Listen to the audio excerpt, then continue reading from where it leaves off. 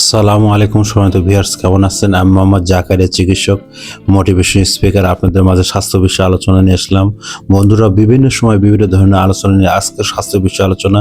অনেকে কমেন্ট বক্সে কমেন্ট করেছে ইদানিং আমাদের পুরুষ হরমোন নষ্ট হয়ে যাচ্ছে। তো বন্ধুরা, আমাদের পুরুষ হরমোন কী জন্য নষ্ট হয়ে যাচ্ছে এ মূলত ভিডিও প্রথম থেকে শুরু করে শেষ পর্যন্ত নাটেন। অবশ্যই শুনবেন। প্রথমে একটা লাইক দিবেন, সাবস্ক্রাইব করবেন, নোটিফিকেশন অন করবেন, তাহলে স্বাস্থ্য সম্পর্কে আপনার কাছে নোটিফিকেশন চলে যাবে।